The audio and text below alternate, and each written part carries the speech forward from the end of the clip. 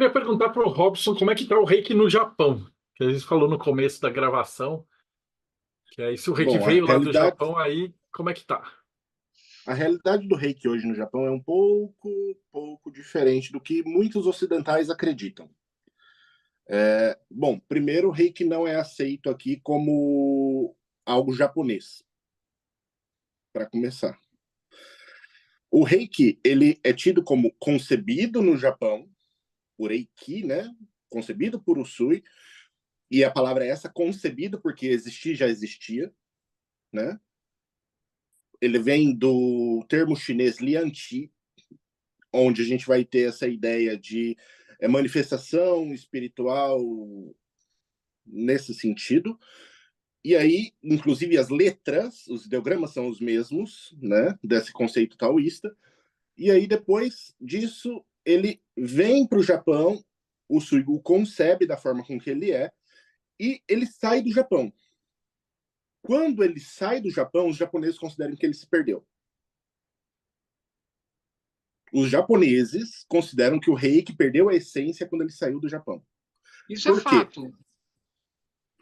Quando ele retorna para o Japão, porque existe uma fase onde não houve reiki no Japão. Isso a galera também não fala. Houve uma fase onde não havia discípulos do Usui aqui, justamente também por conta da questão da guerra e tudo mais. Quando o reiki retorna ao Japão, ele já é visto com um olhar de isso é coisa de estrangeiro. Como não há registros físicos dos escritos do fundador, e também isso veio trazido por americanos, por conta da questão até do Havaí, ele não é bem recebido no Japão. Ele não é bem recebido porque ele é visto já como uma prática deturpada que usa o nome de uma técnica japonesa perdida para eles. Então, essa é a visão que o japonês tem do reiki, tá? Então, vamos deixar isso claro. Não sou eu que estou afirmando que é isso. É a visão que o japonês vai ter. E aí, a família não teve sequência na família. Isso é uma coisa importante mencionar, né? E aí a gente tem essa visão de, esse negócio estrangeiro. Tanto que praticantes de reiki japonês, no Japão hoje são poucos. A maior parte dos praticantes de reiki no Japão são estrangeiros. E as linhagens, poucas elas contêm nomes japoneses em sua integridade. Na verdade, eu acredito que hoje não haja nenhuma que seja integralmente japonesa, né? E isso eu deixo aberto para discussão. Eu não sou especialista em linhagens de Reiki, não vou discutir isso, né?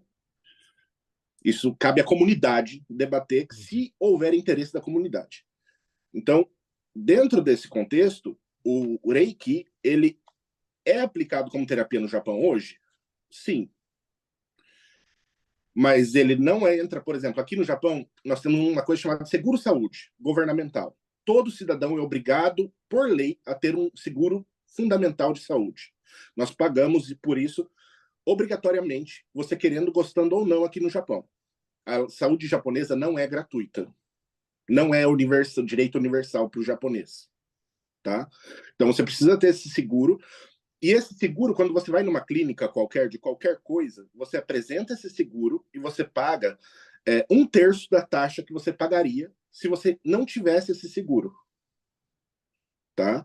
Então, por exemplo, Reiki não aceita, porque o governo não aceita pagar para os terapeutas de Reiki essa taxa, do seguro de saúde. Então, aqui no Japão, O não reiki é não entra, aceito. a acupuntura entra. Entra. Que... Acupuntura, Qigong entra. E Qigong uma, entra. e uma das origens do reiki é o Qigong. Exato. A sintonização do reiki, quem é mestre reiki sabe que a sintonização do reiki tem elementos de Qigong. Então, assim, tem um terapeuta aqui na minha cidade que ele aplica o Qigong pela palma da mão. Aqui na minha cidade, não vou falar muito longe, é o bairro vizinho aqui. Eu já fui lá. Ele é acupunturista e praticante de Qigong. Ele, inclusive, é o professor Tai Chi aqui da minha cidade. E ele aplica. E, sim, lá a primeira coisa que ele pede, você chega na clínica dele e fala, por favor, o seu seguro-saúde. É a primeira... Sem mais nem menos, assim, é tipo... Primeira coisa, que é o procedimento padrão em qualquer clínica que você vai no Japão. Então, assim, o Reiki, ele não existe uma receptividade muito favorável ainda. O Reiki está lutando para se reestabelecer no Japão.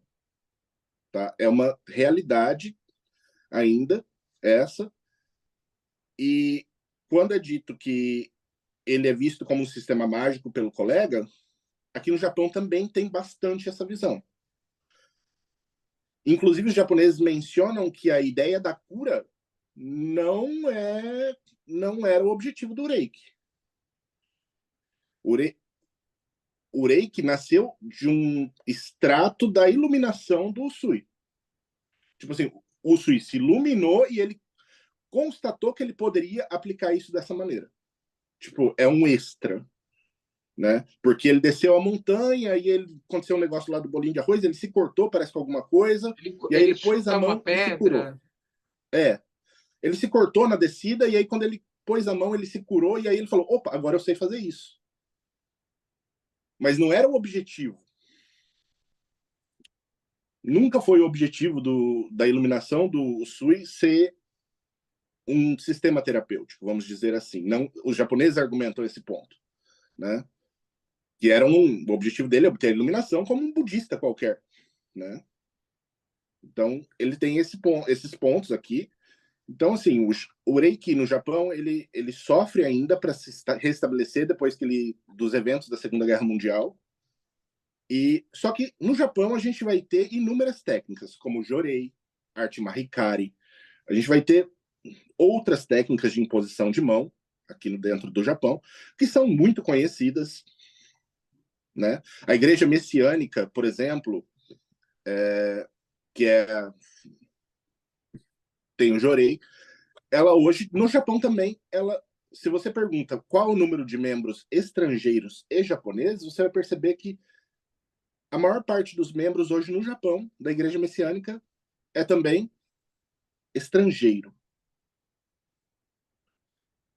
A única dessas técnicas que continua ainda bastante fechada com o público japonês é a arte Mahikari. Essa sim, tipo... E ela é muito cara para ser aprendida aqui. E eu falo muito cara porque é coisa de $3.000 para começar a brincadeira. Tipo... E aí tem essa é a situação dentro aqui do Japão hoje.